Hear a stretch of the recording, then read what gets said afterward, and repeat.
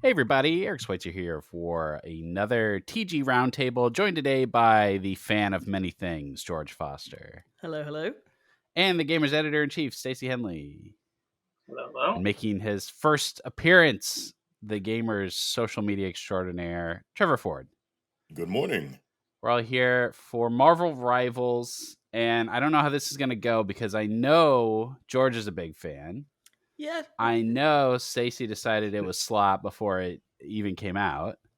No, played it. Didn't like it, but played it. We discussed this last week. I give it more of a chance than I give Concord. And Trevor is definitely the site's biggest Overwatch stan. So I think he could go either way on this. I'm just going to show my cards here. This game gets worse the longer you play it. And the comparisons it invites to Overwatch do not do it any favors. But maybe we can start with the things that are good about it, because I think there are a lot of good. I think it makes a really good first impression. Yes. Yep. I think the thing for me, because I don't obviously play a lot of these games, I was into it at first. That we discussed last week with Concord. It did take me kind of a couple of games to go, nah. With Rivals, I definitely tried a few more things. I think the IP helps. You're not just like some guy, Spider-Man. That helps. I think the fact that it's so Overwatch makes it quite easy to understand. But the big thing for me is the emphasis on melee fighting feels quite refreshing for this genre. So I was, as somebody who doesn't play that many live shooters anyway, the fact that I could pick up a few different characters and just bash things with a stick, and I like Magic as well, who's one of those characters, I think makes it quite accessible or approachable in a way that some other shooters aren't. Keep mentioning Concord, it's indelibly tied to it in my mind because they both launched in early access at the same time. But the stuff you were saying last week about like the different bonuses stacking and coming up with the different sorts of builds that you can have, I think Rivals invites a more casual player base, and I think that will cause it to peak and trough a lot harder than some other of these sorts of games that cater to a hardcore audience and either hold them or, in most cases, don't. No, well, I agree with all the good mention there. Definitely, I think the thing that stood out to me, I'm a massive Spider-Man fan, so seeing him in it and his melee focus is cool. I was a Genji main for Overwatch, which says a lot. Not says a lot of bad things, I guess. And Spider-Man having a main in Overwatch says a lot of bad things about you. But even worse if it's Genji. You are hated worldwide. Wear it on my sleeve. I'm up for it.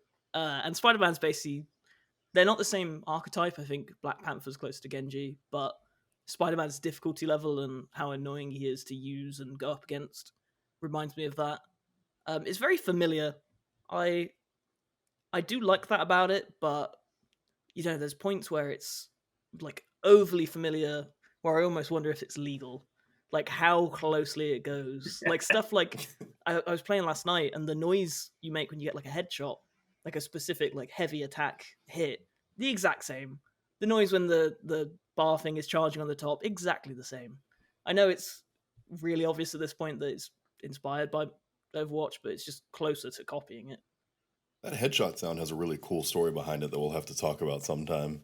But the Overwatch while one, we're on, the Overwatch one does. But while we're on Marvel Rivals, I think I'm of a very similar vein as far as the presentation, the awe and inspiration when you open a game and you're greeted by a character that has 50 years of history, and you open the hero gallery and you mouse over the hero and they spring out in this 3D kind of parallax animation. It's very ooh and ah, but I've got, I think, like 60 hours in the beta by now. I know. Wow. You don't want to see my Overwatch hours, believe you me.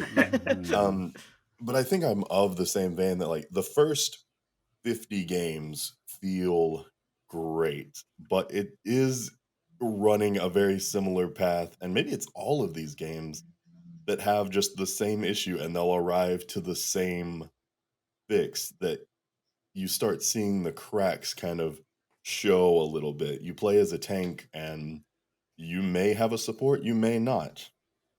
Early hero shooter issues, but the actual core gameplay between I play Groot is like my guy. Much like Stacy, I also like the characters that swing sticks around, perhaps in a different way on the hero. But just being able to command a battlefield, CC is a great feeling, but it feels like there's something lacking in the actual execution of a limbs, supports, all of that. There's not a meaty enough actual sustenance, I think, to keep me playing this game for a very long time. And I don't know exactly if it's a UI element. I find myself getting a lot more confused by on-screen elements in this game Hmm. than I do other games of this genre. And I'm used to a lot of things happening on screen. I think in the year 2024 we all are.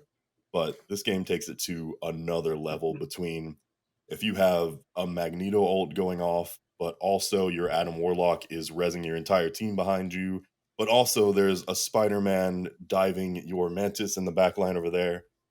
There's so many things happening that aren't as well defined by sound and visual cues that I'm finding myself having a lot of issues with as I get further into the game. Holy Ye- crap! Those are some really good points. My one about Spider-Man feels stupid now. Oh, my biggest point is that I hate Spider-Man. I play on PC and I still have issues keeping track of this. Normally I would just say skill issue, but I can confidently say I have at least somewhat decent aim in PC shooters. I've been GM in Overwatch for like 5 years now, and I still can't track Spider-Man. I don't know how Exactly. players on console are going to deal with that. Oh, Is they hero don't. the He right just term? they're he just he not. just rules. That's He just that's why I goes. like He him. just goes. Yeah. Yeah, you've all touched on all the things I want to talk about.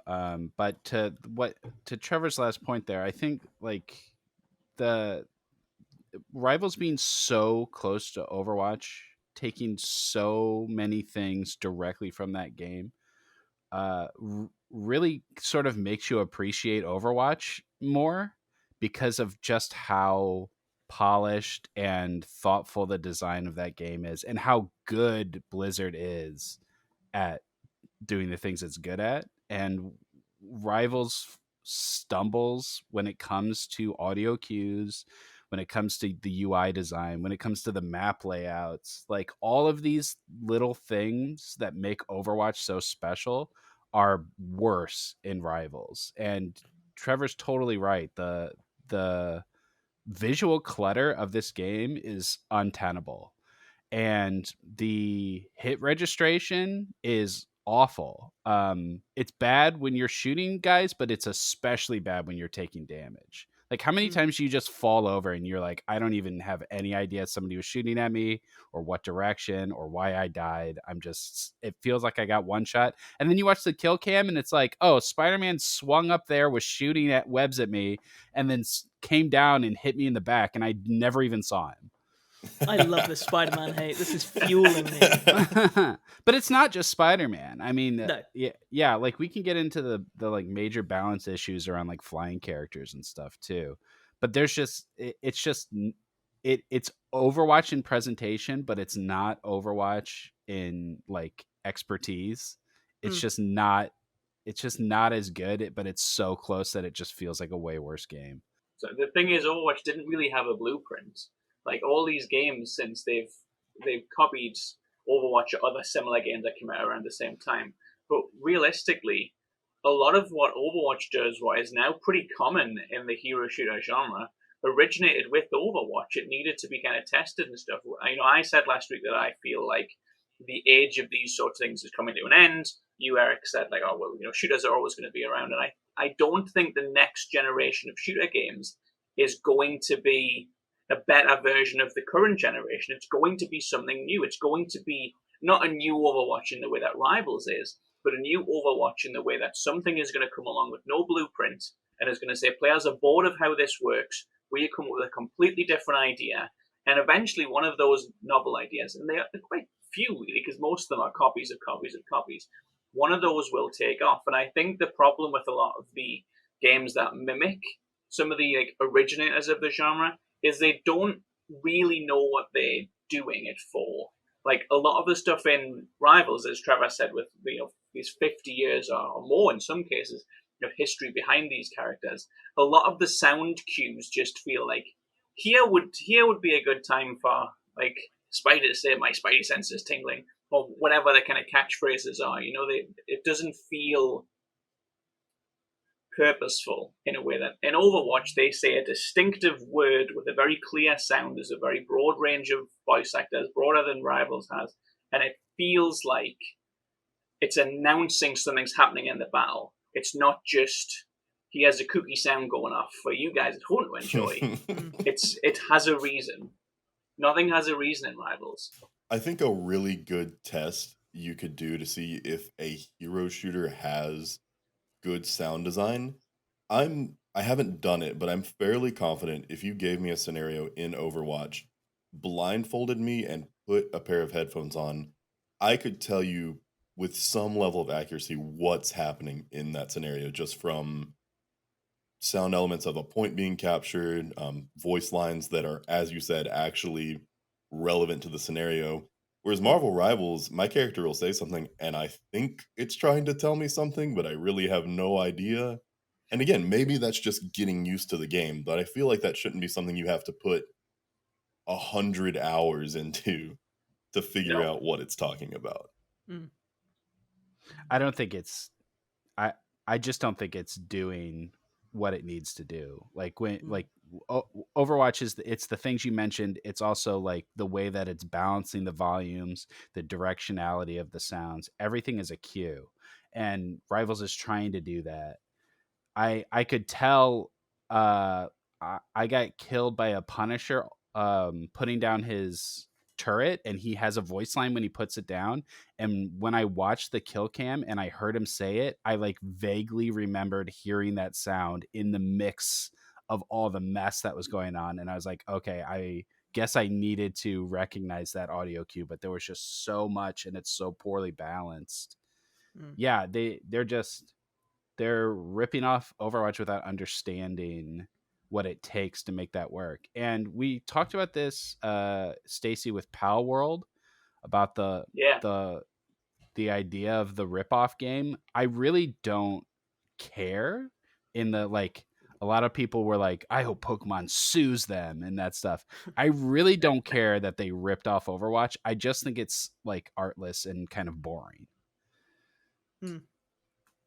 Yeah, I care more about this, funnily enough, because you have Spider-Man, you have Iron Man, you have some of the most iconic characters of all time to do what you want to with. And I'm sure the contract kind of there was going to be a hero shooter, there's going to be a thing that makes money. I understand they couldn't go off and make a visual novel, but with Pal World, it just kind of felt like yeah.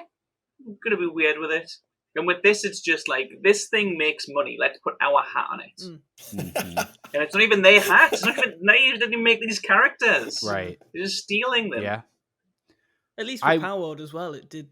I don't like that game much at all, but it did do a lot original in the end. Like obviously not with its designs and stuff, but with some of its mechanics, like all the building stuff, even the weird stuff, like treating your pals really badly and forcing them to work and stuff. That was all original. Very different to Pokemon, yeah. Yeah, so Are you saying we should give Spider-Man a gun, George? I am absolutely saying we should give Spider-Man a gun. You heard it here first. To clarify my point about like the hit registration issues, I think Thor is the best example of how bad this game can be, because I think Thor feels really bad to play. Thor sucks, yeah. But I don't think Thor sucks. I think if he feels bad. I think he sucks. I think he is just as powerful and viable as any of the other characters that are powerful and viable. Because I think there's some characters that are just unplayable. But I think Thor is good, but you can't tell when you're hitting things. You don't feel the range of his attacks. When he throws the hammer, there's no sound. It just goes out and comes back. you're That's trying that to oomph I was talking about. Like, how do I know I'm hitting somebody with this hammer that weighs, I don't know the canonical weight of Mjolnir, but it's got to be well, it's hefty, infinite right? weight, right? Infinite, and I should be able to hear that hitting somebody in the face. Yeah. Yeah. I like Thor's playstyle with balancing the buffs, but you're supposed to keep track of these charges, and the UI element, it like the way that things are laid out on the screen makes you spend extra time searching for information in a way that Overwatch has already figured out how to streamline. So you're losing valuable milliseconds trying to read the screen, and you're trying to keep track of these different charges that he's building up and when you activate his buff, and you're trying to weave in the throwing the hammer with the melee hits, and it all just feels so loose. It just all feels wrong. And I think there's a lot of that throughout this game. Yeah, I agree. And to that point, we've talked a lot about Spider-Man, and I played him the most, but even his melee attacks, stuff like that, they never feel like they're registering. Like the uppercut one you can do very rarely feels like it hits or does much if it does. And then the web shooters, they're just pretty useless. So even though I like playing a Spider-Man because I like swinging around and a fan of many things, like I still get what you mean that it lacks that oomph that's needed. There's some things that can definitely be addressed when it comes to like balance and UI, and like it's not that it can't be improved, but I think there's some it communicates to me some fundamental misunderstandings of how to make these games work. I feel like we've ragged on it a lot, but there are some things that I think it does do well too, despite my earlier diatribe probably giving the exact opposite opinion. I love the idea of destructible environments Yeah, in that's a super cool. game like this. The amount of times I've been about to finish off someone on the other team and they go and take cover, and I still have to, in my mind, I'm still just like, they're gone. And then I reset and I go, wait a second, I'm in Marvel Rivals and I can just shoot the wall down, is very, very fun. Even if I'm not a huge fan of the timing of the environment rebuilding mid round, Mm-hmm. sometimes becomes an issue. But I like the idea.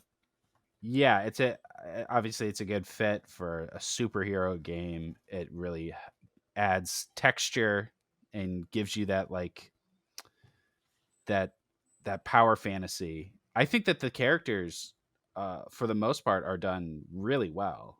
I think that their kits are feel appropriate for the characters. And I think like their designs are interesting. The ones that they've sort of reimagined, like Magneto. Yeah. I think that their Magneto's so cool. their art team and the writing too. I really love Jeff the Landshark is Oh my god. so cute. He is so adorable, man. He the way when he swims around and he sings his little shark theme song to himself. Yeah. And his reload animation is him turning to the camera and eating a fish.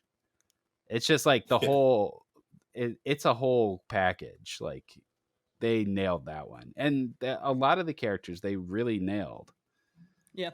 I think they nailed most of them. The only one off the top of my head that I think they really missed, not from a visual and sound design point, but like his kit, is Hulk does not feel like how I would picture Hulk playing. Yeah, not like Diva, right? I think that surprised a lot of people.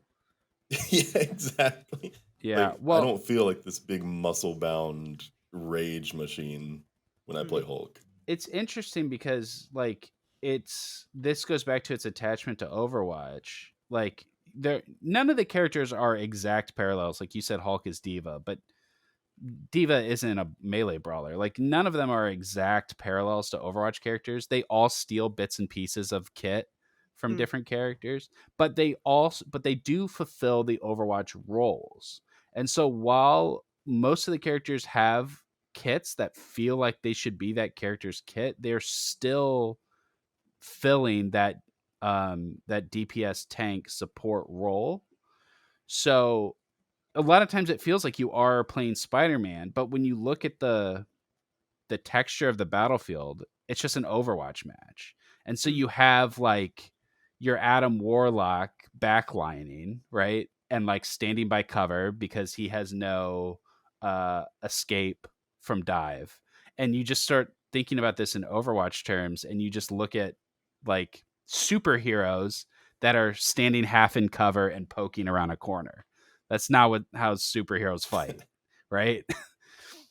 Yeah, I think they feel nice though. I know you said that in your you were describing it. So like they feel, it feels like Spider-Man, and I think that really is the battle, because there's a lot of genres in games that are so removed from their original that we don't even consider them copies anymore. Like, we don't look at Metroidvanias and go like, oh, Samus does that. Yeah. Like, we just know that that's part of how Metroidvanias work. And I think if the character feels like how we think they should feel in a hero shooter, I think that's probably good enough, even if they do steal a lot from Overwatch, just because ultimately it needs to be able to stand on its own. And if it needs to borrow from Overwatch to do that, that's the risk it's going to take of whether people will just abandon it for Overwatch. But I think it works well enough. And I know you're saying we should give them credit, so we're already doing that. But if you think of some of the superhero games we've had recently, yes, there's a lot of like IP and lore behind these. These are easy characters to get wrong. Mm-hmm. When Avengers came out, we weren't saying, well, you really feel all the history behind Iron Man. We were thinking, God, this is absolutely great. Yeah. What is going on here? No one played Suicide Squad earlier in the year and was like, oh, yeah, I'm some weird Joker from another universe. Dream come true. Mrs. Like Freeze. this, it does the basics very well. That's a good Yes. point. Yeah. I think absolutely. to Stacey's point as well, where I stand with it, is Trev and Eric. I feel like you two are more, especially with the hero shooter genre, maybe more hardcore. Maybe you're analyzing deeper than I am. 100%. But as I like Overwatch, but I'm a very casual player of hero shooters. For me, it's enough for me to jump in for half an hour, swing around as Spider-Man, chuck some the trident things as Namor. That works for me. It feels good. It looks good. I'm not thinking about it on a deeper level. I am now. Now you two are talking about it, and now I'm like, oh, that's a good point. But I think for a casual audience, it will work. Long term, I don't know, but right. term, Okay. definitely. So this is the big question. This is where the rubber meets the road.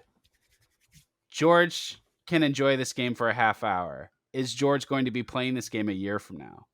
I still play multiverses, so I'm maybe not the. George is a terrible example. Yeah, I'm an He awful plays every example. game. It's IP. Trevor, so how many hours do you have in Overwatch?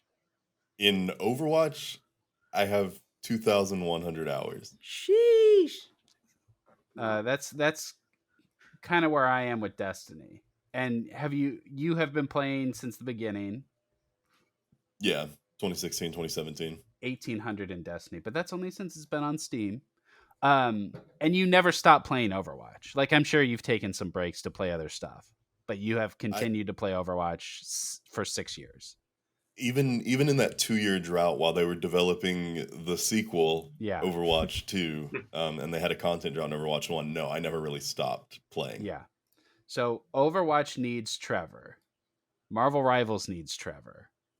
Marvel Rivals doesn't need George. Oh. I think that's the big conundrum, isn't it? We said this last week when we talked about Concord. I think Concord is pretty blatantly aiming for a hardcore audience. It is trying to get you to break up with your girlfriend or boyfriend or whatever. It's 2024. They're trying to get you to break up with your boyfriends. Yeah, 100%. Anything is possible these days. It's trying to or get your you couch. to basically. All right, sorry, go ahead.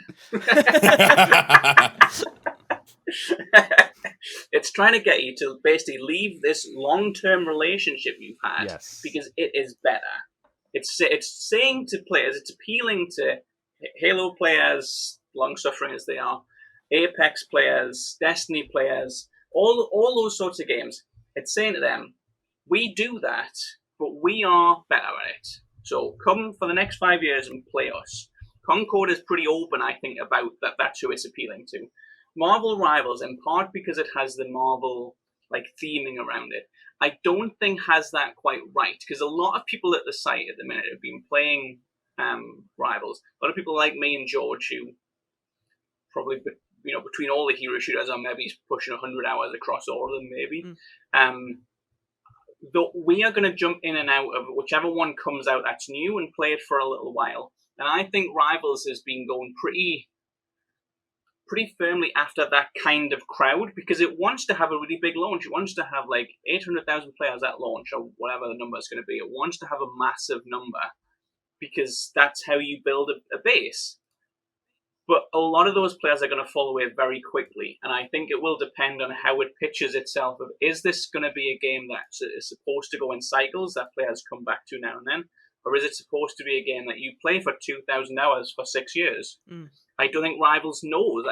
I don't get the sense that NetEase understands the difference between those two audiences. It just wants the number of players playing to be the biggest number it can, and that is not sustainable for a live service game. It's really, really hard to make a game that people are going to play forever. That's why we only have a small handful of them. And to do that, you have to be pretty flawless. As much as people have complained about Overwatch's balance issues over the years, like people complain about these games that play them like the way Trevor does, all day, every day. Well, Trevor's got a job. I know he doesn't play all day, every day. But you know what I mean. Like, it's all these games that you don't play, but you hear bad things about all the time. All those bad things you're hearing are coming from people that have been playing this game nonstop for years, and they're not gonna stop. They're just gonna keep. You hear about them. Yeah, exactly. And Rivals is not good enough. I do not think Rivals is good enough to keep Trevor playing. And so it's not that I want to invalidate George's opinion. George thinks it's fun and he'll play it here and there.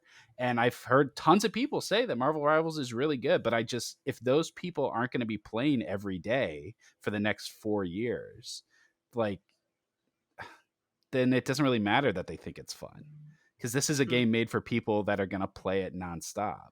This is a game made for Trevor. And it seems like the people that play games like this that hard already know that Marvel Rivals ain't it. Yeah. It needs a lot of work from the beta state to I think you could balance it around. I mean, it's the same problem that all of these games have had, right? Do you balance around the top 2% of players that are going to put in 5 hours a day, or do you balance around the bottom 95% that are all going to put in an hour a week, but there's a lot more of them?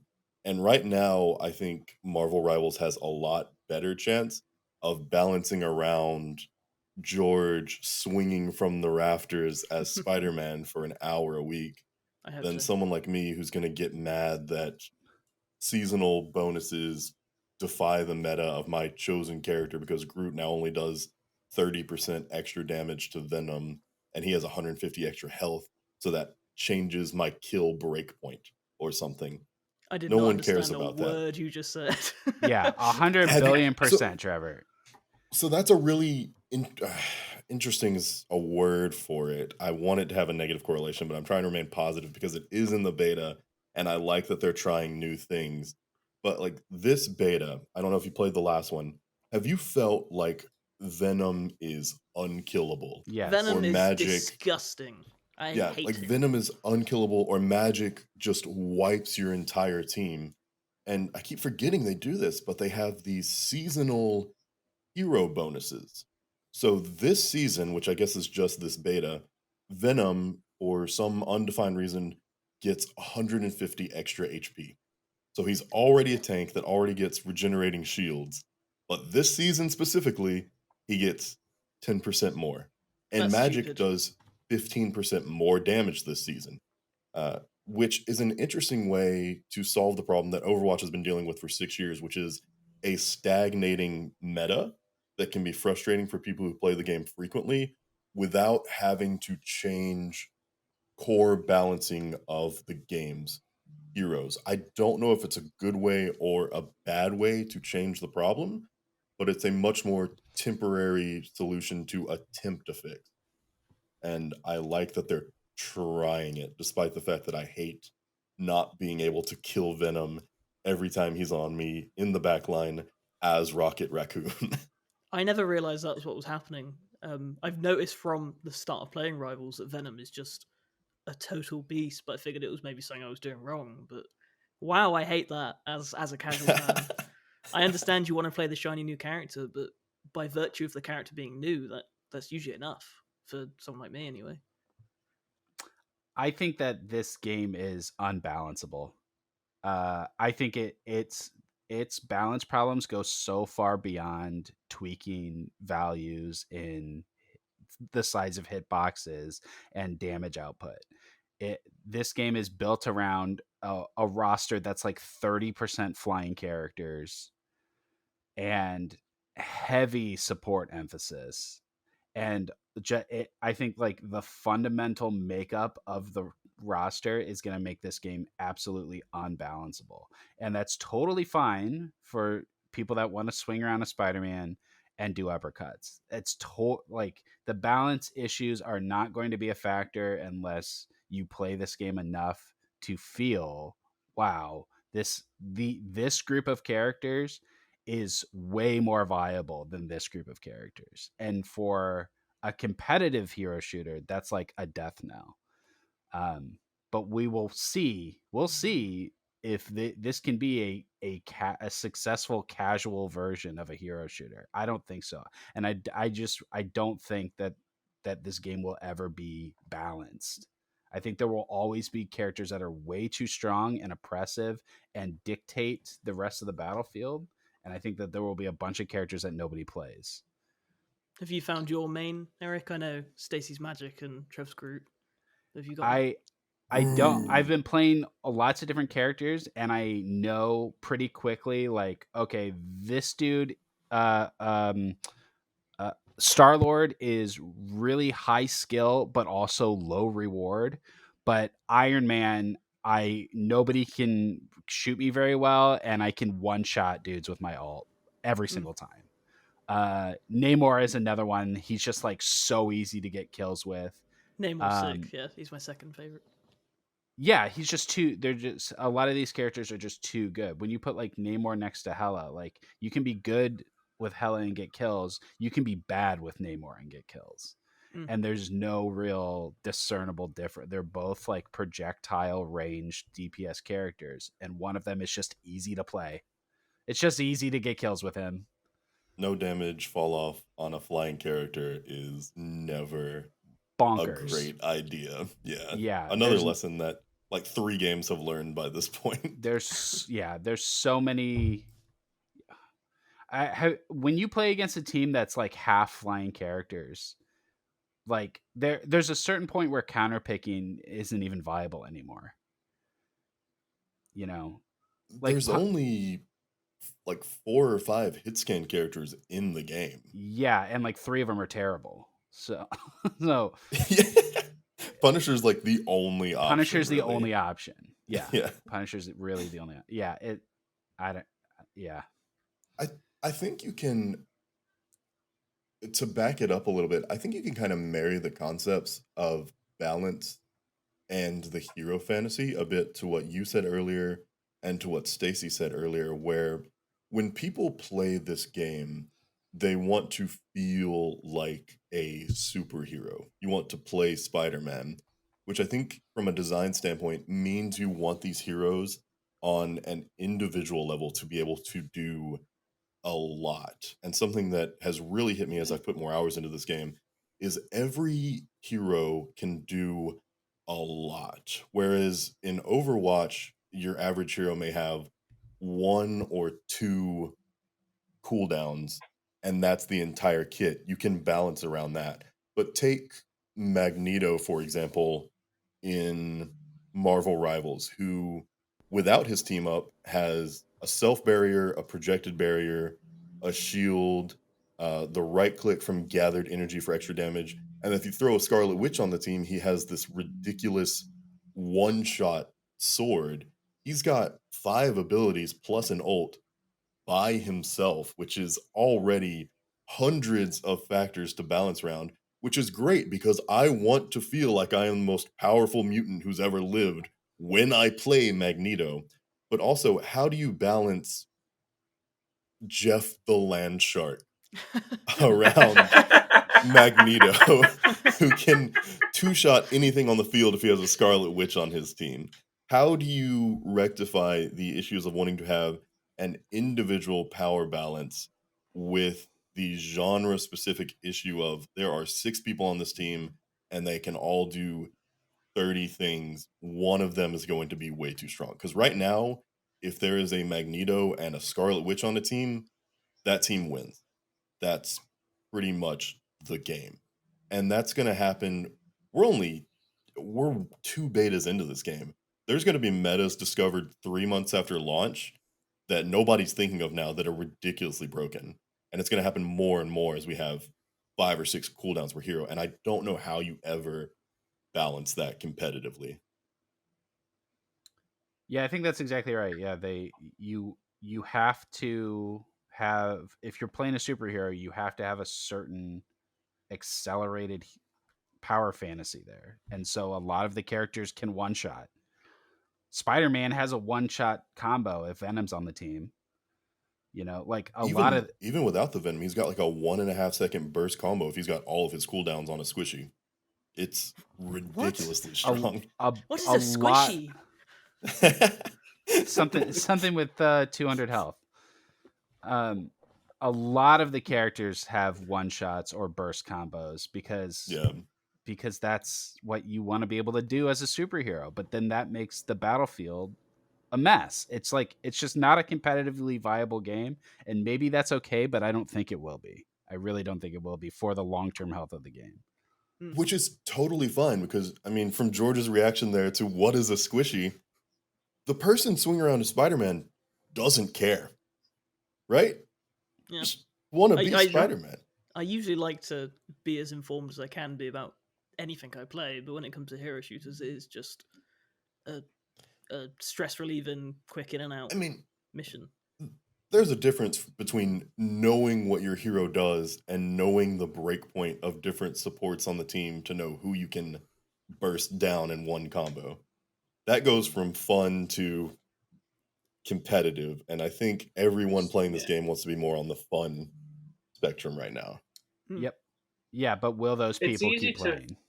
Go ahead, Stacey. Yeah, it's easy to forget that, like, when Overwatch came out, it was a full price game. Like, the market has changed so much that we expect these things to be basically, free, and you pay you in them. Some of them you do like pay an entry fee for. But I think this is this sort of thing, and I've said this before with multiverses. I just don't think this type of model works for that many games. If this game, obviously you'd make it a lot worse because tech's come on a long way. But if you make this game, I don't know, 15 years ago, and you sell it for $40, you buy it, you play online with friends, they make enough money from selling it because everyone thinks it looks cool, and then they make Marvel Rivals 2. And that gets better. And there's some broken bits in Marvel Rivals 1, some which is patched, some which never is, but it's fine because it's like the old Call of Duty games. You're just playing it to play online. Right. And I think Multiverses is like that. It's gone for this really strange live service model of you need to keep playing and keep putting coins into the machine, and it doesn't work. The thing Eric was saying before about there's some characters who are totally overpowered and some characters who are really, unbalanced. No one's ever going to play as them and they suck and there's too many characters. That's Smash. That's what Smash has been for its entire history. There's like 78 characters in the new one. Some of them you're never going to play as, but people buy it. People pay full price for that game and they play it for a long time. And then when the next one comes out in 3 years, they buy that one. That has found the model of it doesn't matter if some of the characters stink, because you're going to pay full price for entry, you're going to have a full game on your hands that you will own, and you will have something to do with. And I feel like Rivals is missing a bit of a trick by being so cloyingly modern that it needs battle passes, needs you to buy the upgrades for different skins and that sort of thing. I just feel like that environment feels very profitable for developers, but it completely cuts off what I feel is a much better path towards it, and certainly in terms of sticking in a player's mind and feeling like you are having a moment. I'm not sure how much it works in terms of spreadsheets or profit, but I think games that sell for a price and release tend to stick around more in our mind. I know you can give me examples of games that came out and died and no one cared about them. Rise of the Ronin came out this year and no one cared about it. I know that does happen. I just feel like games that make themselves feel temporary are treated as temporary things to be discarded. I agree. What do we know about the monetization? Because it's not in the so beta. far. Yeah. No, but it already has like, it has skins. you know, if you do this survey, we'll give you some points. Yeah. We'll give you some Marvel points, I can't remember what they call them. There's definitely a groundwork being put there for it, and it feels to me, you guys, Trevor, especially with the 60 hours you put in, it feels like the progression through the battle pass thing for the points that you get is the kind of thing that once you put a little bit of money on top, it suddenly clicks. Yeah, I think it will be more on the aggressive side for a couple of reasons. It's NetEase, and if you look at Naraka Blade Point, for example, the monetization is brutal in that game. The biggest thing to me is you may notice like battle pass progression in this beta is really slow. And despite the fact that it's 2024, there's no persistent progress in this game. You only get battle pass XP from completing challenges, not playing the game, which I think is play and you get this many kills. Yeah, and you get I think is also what Multiverses did before they changed it because people hated it so much. But I don't know if NetEase will. It.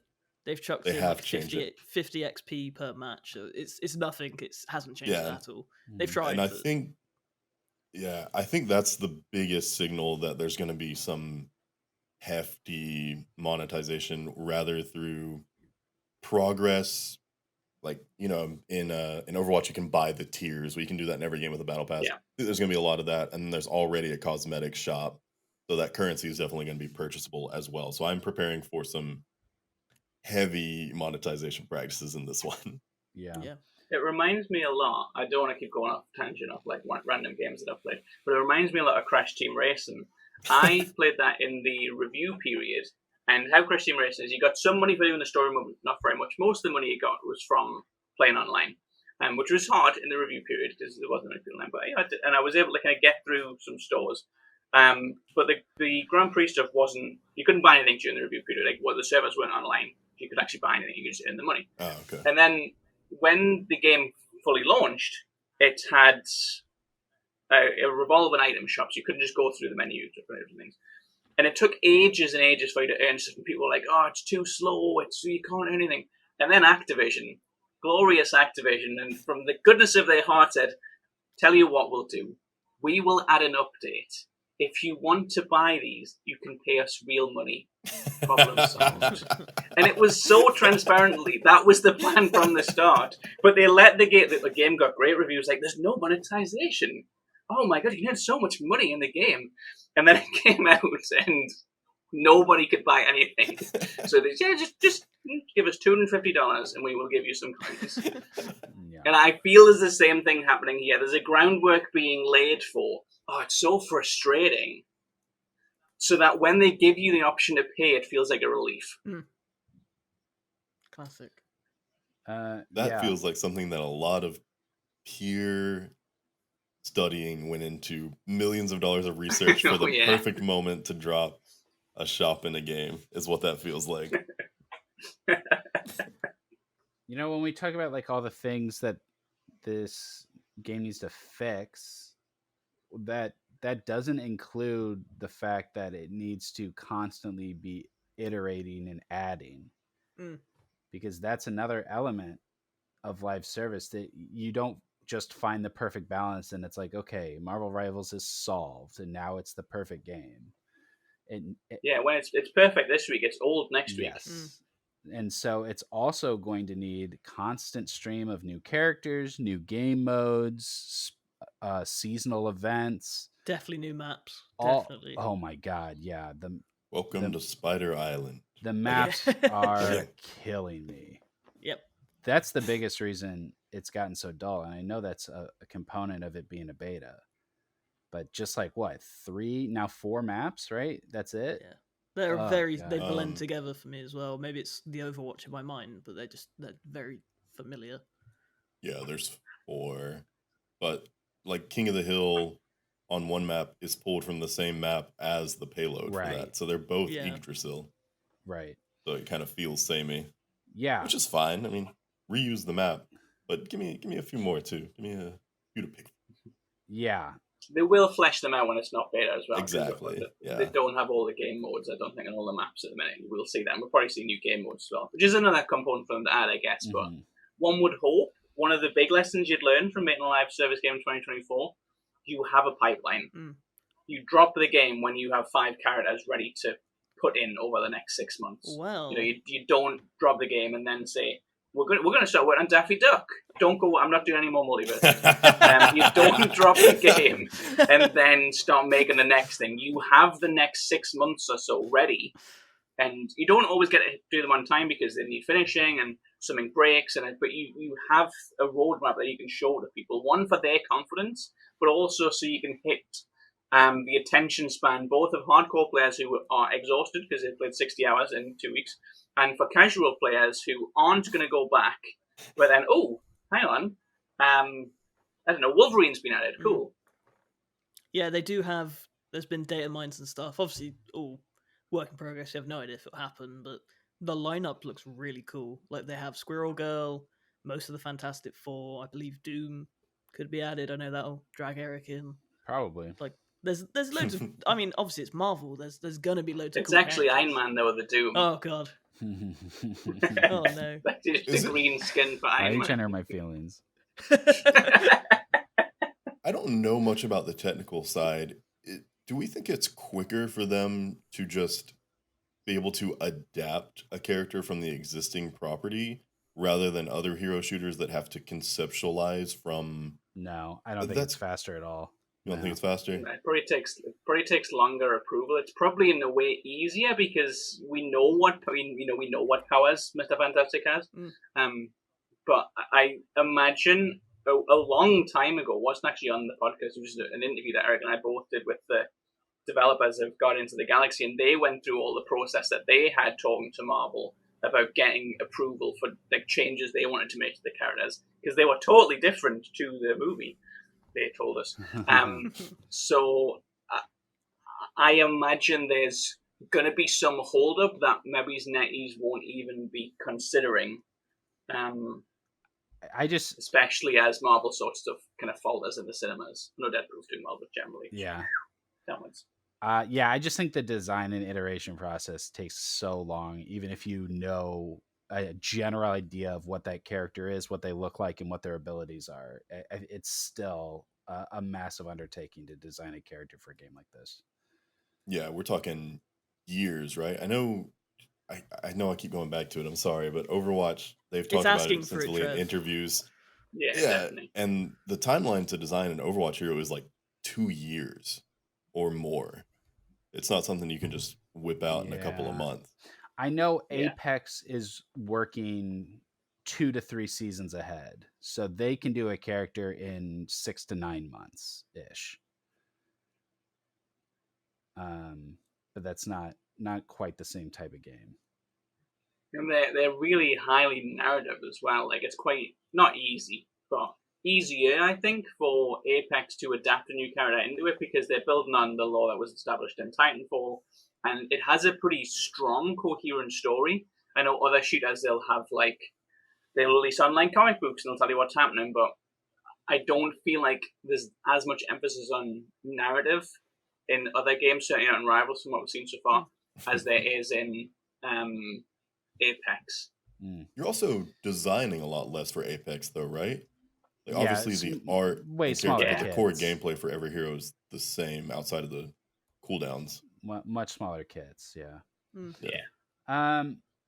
Yeah. So like it definitely remains to be seen if they're going to be able to keep this game fresh long term. I'm not even sure they can make the game stable of what they have right now, you know. But is there an appetite for like? Can we get people that play these kinds of games the way George does to buy the battle pass every month, even if they don't finish it? You know, In my experience, to yes. to I think it really does depend on what content they drop. Like the decision to buy the battle pass is going to depend purely on if they drop Squirrel Girl or Doctor Doom. yeah. I True. think And that's then are how they going to they're have like just the snap problem where like every season the characters get more and more obscure Yeah. until there's you're only so buying? many Snap heroes. started with a lot more though. Sorry, say that again. Like Snap started with a lot more. Yes. We used a lot of their like goldies Yes. out of the gate, whereas I'm not going to. That'd be very dull for everyone listening. I could list 30 characters that aren't in Marvel Rivals that are Marvel characters that pretty much everyone knows. Yeah, they could do X-Men for a long time, right? Yeah. Miles Morales. So- I know I'm listing now, but that would be my top pick. Okay, so yeah, not necessarily like the full 30, but who's everyone's number one pick? Assuming they Doom. adapt it perfectly to game like Doom, just right off the lick. Yeah. Miles Doom with some Morales. Doom bots, science and magic. Yeah, Doom will be great. Ooh, that does sound cool. I feel like Mystique is a pretty unique character for these sorts of games. I don't know how exactly that would work. That we've seen in what was it? Overwatch Team Fortress, when you had like the spy, Yeah. like where you go on. So I wonder how a Mystique would work. You could just kind of, oh, I'm Magneto. Oh, I'm not. I don't know that that's interesting, but I feel like the disguise element lends itself to something a little bit more creative. I would love something like that. Spy in Team Fortress 2 is one of the most interesting designs in a PvP game I think I've ever played. Overwatch does this with Nova, right? Isn't Nova's ultimate not Nova? What's the robot character that can become other Echo. characters? Echo. Yeah. It's an ultimate. So it's a lot more like end of round or big fight gameplay, but if Mystique plays like that, it's going to be minute to minute in the back lines, disguises your team. That sounds fun. I think Deadpool's an obvious pick as well. I think he really fits in with the specific Marvel Rivals universe, like the comic book style. I think his focus on guns and katanas. I think he's like he if he's not next, I will be very, very surprised. I mean, killing other heroes as well is very much Deadpool's thing definitely. in a way that it's not for most of the characters in here. Only if they do weapons, Hawkeye. Oh, sorry. Yeah. We don't have a Hanzo yet. Exactly. I lost what I was going to say. Go ahead, Trevor.